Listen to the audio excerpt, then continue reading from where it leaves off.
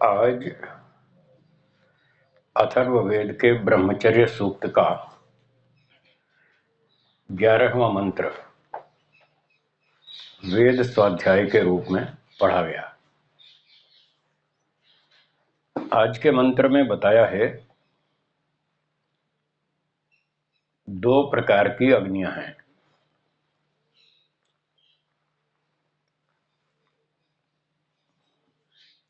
अर्वाग अन्य, एक अग्नि तो इधर वाली है, अर्वाग इधर वाली हमारे पास, वो है इस पृथ्वी पर जो हमारी यज्ञ की अग्नि है, चूल्हे की अग्नि है जिसमें हम भोजन बनाते हैं।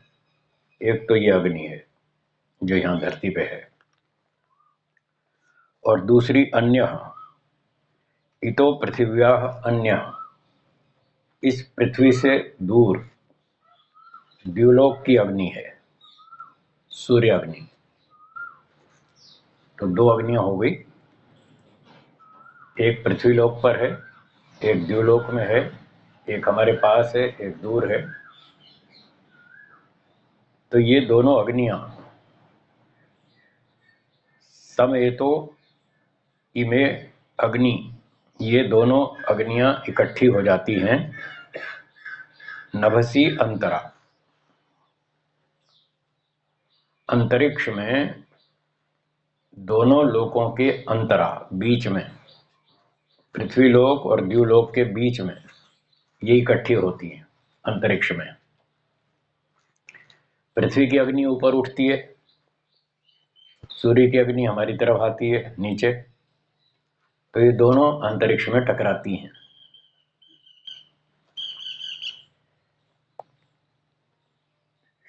तयोः, इन दोनों की, रश्मयः किरणें, दोनों अग्नियों की जो किरणें हैं, अधिश्रयन्ते, आपस में टक्कर मारती हैं, टकराती हैं, विरोधी के रूप में इकट्ठी हो जाती हैं। तान ब्रह्मचारी अधितिष्ठति, जो ब्रह्मचारी है वो इन दोनों अग्नियों की जो रश्मियां हैं उन रश्मियों के ऊपर स्थिर होता है। कैसे होता है? तपसा, अपनी तपस्या से। तो ये अग्नियों का उदाहरण देकर अलंकारिक ढंग से ब्रह्मचारी का कर्तव्य बता रहे हैं कि ब्रह्मचारी को तपस्या करनी चाहिए। वो तपस्या के द्वारा इन दोनों अग्नियों के बीच में स्थिर होता है। अग्नि गर्म होती है, जलाती है। तो यहाँ पर अग्नि का साधर्म ये लेना है कि अग्नि जलाती है, गर्मी देती है, कष्ट देती है, उस गर्मी को सहन करना पड़ता है। ये सहन करना तप है। तो 2 अग्नियां हैं, एक स्थूल जगत की, एक सूक्ष्म जगत की। अग्नि का तात्पर्य यहाँ पर समस्याएं हैं। जैसे अग्नि हमको गर्मी देती है, हमको कष्ट होता है गर्मी सहन करने से, ऐसे जीवन में 2 तरह की समस्याएं आती हैं, एक स्थूल जगत की, एक सूक्ष्म जगत की। एक बाहर की समस्याएं आती हैं, एक अंदर की समस्याएं पैदा होती हैं। और ब्रह्मचारी इन दोनों समस्याओं से लड़ता है, इनसे युद्ध करता है। ये उसकी तपस्या है। जो तपस्या करता है, युद्ध करता है, इन समस्याओं से लड़ता है, वो जीत जाता है। घबराता नहीं है, वही जीतता है। हिम्मत रखता है, मेहनत करता है, पुरुषार्थ करता है, समस्याओं का समाधान ढूंढता है, वो जीत जाता है। जैसे एक भाष्यकार ने, यहाँ व्याख्याकार ने उदाहरण भी दिया है नट का। नट होते हैं जो रस्सी पे चलते हैं, या सर्कस में ऐसे कलाकार होते हैं जो बड़ी अजीब अजीब कठिन कठिन क्रियाएं करते हैं। कोई साइकिल चला रहा है सर्कस में, तो चलते चलते चलते वो खड़ा हो जाता है, साइकिल को गिरने नहीं देता, न इधर न इधर, उसका ऐसा संतुलन बनाता है तो उसको गिरने नहीं देता। तो यहाँ कहना चाहते हैं जो 2 रश्मियां टकरा रही हैं उस रस्सी के ऊपर चलना है। जैसे नट रस्सी पर चलता है, कठिन काम। एक छोटी 8-10 इंच की दीवार पर चलना भी कठिन काम, तो 10 इंच चौड़ी होती है। उस पर भी व्यक्ति को थोड़ा डर लगता है, कभी इधर ना गिर जाऊं, कभी इधर ना गिर जाऊं। हम बच्चे थे तब ऐसी छोटी छोटी दीवारें होती थी तो उस पर चलते थे। धीरे धीरे अभ्यास किया, फिर धीरे धीरे दौड़ने भी लग गए। वो तो फिर भी 10 इंच चौड़ी थी, 12 इंच चौड़ी थी, पर रस्सी तो इतनी चौड़ी नहीं होती, वो तो बहुत पतली होती, इतनी मोटी होती है। चलो इतनी मोटी मान लो, 1 इंच मोटी, तो 1 इंच की रस्सी पर चलना तो बहुत कठिन है। पर वो लोग अभ्यास करते हैं और चलना सीख लेते हैं, उस पर संतुलन बना लेते हैं, ना इधर गिरते हैं ना उधर। तो जीवन में तपस्याएं तो करनी पड़ेगी। भूख प्यास, व्यास जी महाराज ने योग दर्शन के भाष्य में जो तपस्या की परिभाषा लिखी है, उसकी व्याख्या की है, तपो द्वंद्व सहनम। तप का अर्थ है द्वंद्वों को सहन करना, सहन करना ये तपस्या है। आजकल लोगों में तपस्या खत्म होती जा रही है। पिछले 25-30 साल पहले जो लोगों में सहन शक्ति थी, आज वो नहीं है।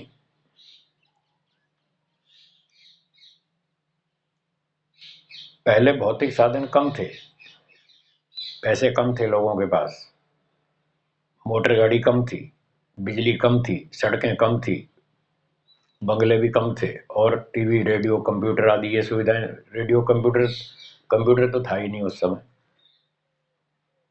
तो 20-30 साल पहले ये सारे भौतिक साधन लोगों के पास कम थे। तो भौतिक विज्ञान ने जो प्रगति की,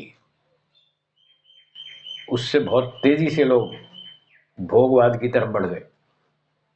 जितने भी नए नए आविष्कार करते जाते हैं, नई नई मशीनें, छोटी बड़ी सब प्रकार की घड़ियां, मोबाइल फोन, और फिर उसमें तरह तरह के और नई नई एप्लीकेशंस, मतलब जितना भी भोग का साधन सामग्री है वो बढ़ती जा रही।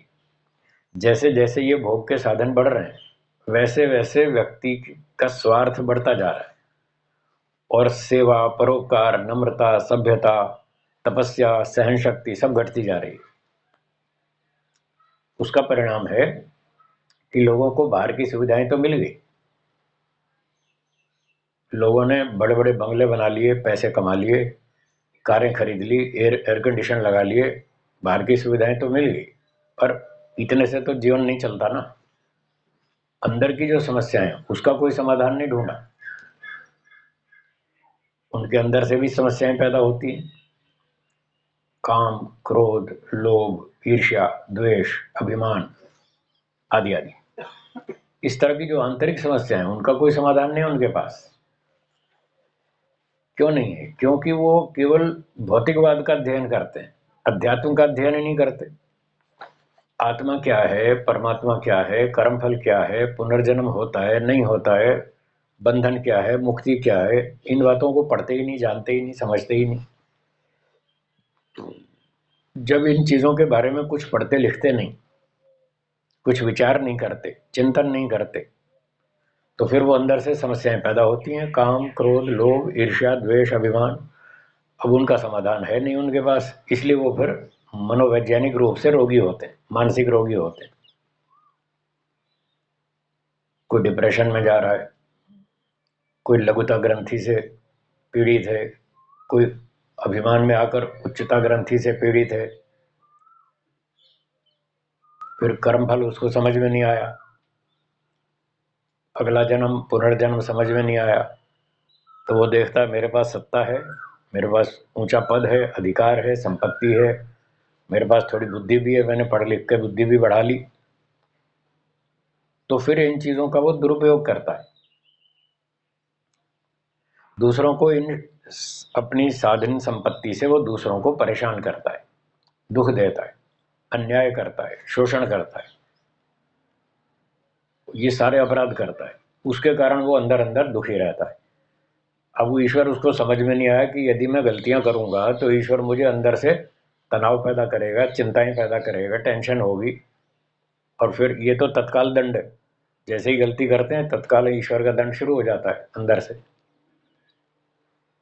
और जब तक व्यक्ति उस अपराध का प्रायश्चित ना कर ले, आगे संकल्प ना कर ले कि अब आगे गलती नहीं करूंगा, तब तक उसका मन शुद्ध नहीं होता।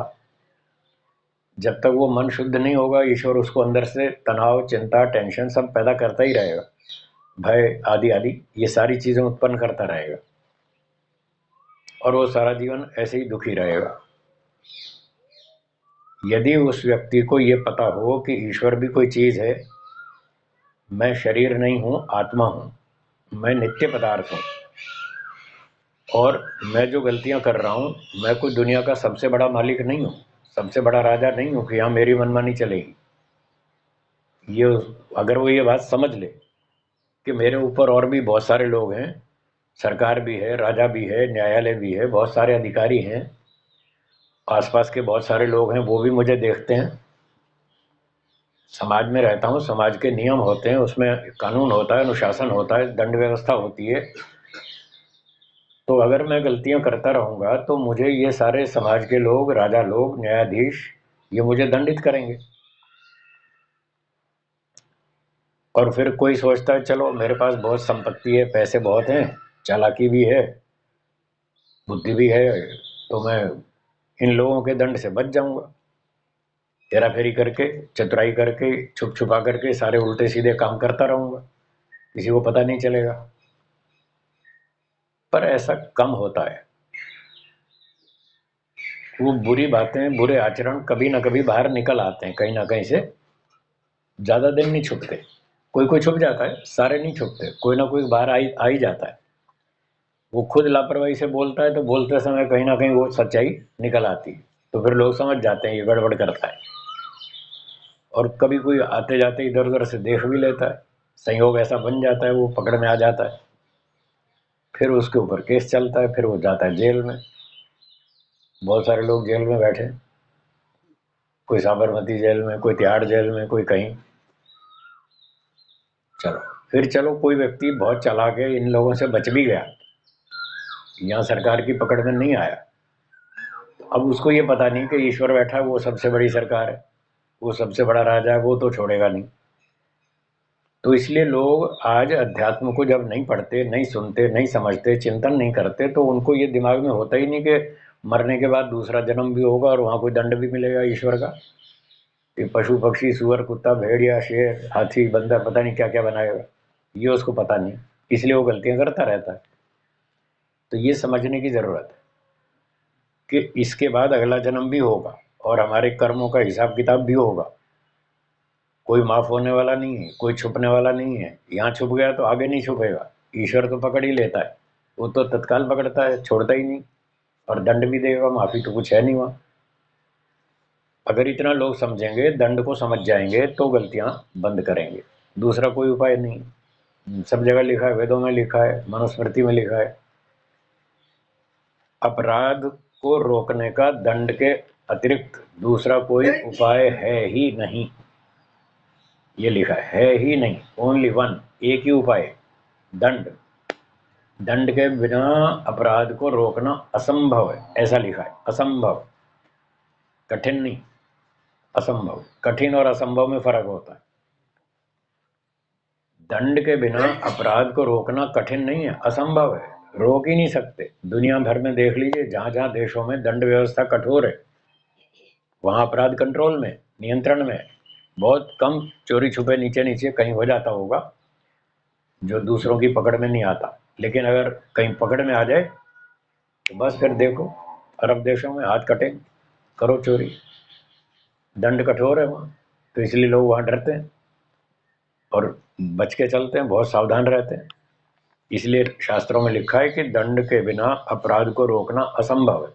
उन लोगों ने दंड व्यवस्था कठोर बना ली तो अपराध नियंत्रण में। जिन देशों में दंड व्यवस्था ढीली है, वहाँ अपराध बहुत अधिक है, और वो तब तक रहेगा जब तक दंड व्यवस्था कठोर नहीं करेंगे। तो मंत्र ये कहता है, ब्रह्मचारी इन सारी बातों को समझता है, वो आत्मा को भी जानता है, ईश्वर को भी जानता है, कर्मफल को जानता है, पुनर्जन्म को जानता है, तो वो अंदर जो समस्याएं उठती हैं उनका समाधान ढूंढता है, उससे घबराता नहीं। जैसे वो रस्सी वाला नट रस्सी पे चलता है, इधर भी नहीं गिरता, उधर भी नहीं गिरता, बैलेंस करके चलता है।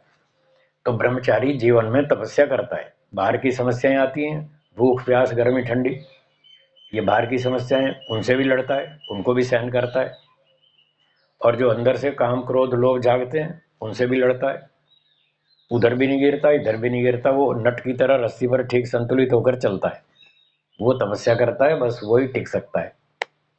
अब ब्रह्मचारी को तो केवल एक उदाहरण मात्र है, आप यूं नहीं समझना सिर्फ ब्रह्मचारी के लिए इतना विधान है, सबके लिए है। शास्त्रों में बहुत सी बातें केवल उदाहरण मात्र किसी का नाम लेकर कह दी जाती है। लोक व्यवहार में भी ऐसा होता है, लोक व्यवहार में भी कोई बात कहनी हो तो केवल एक उदाहरण देकर कह दी जाती है बात, पर उसका अर्थ वहीं तक सीमित नहीं रखना, वो और जगह भी लागू होती है। जैसे वो सुनाया था काक दधी न्याय, सुनाया था ना, हाँ, कौवे और दही का न्याय। पिताजी ने बच्चे से कहा बेटा कौवा दही ने खा जाए, जरा कौवे से बचाना, तो उसने कौवे से तो बचा दिया, और आई बिल्ली, बिल्ली को खिला दी।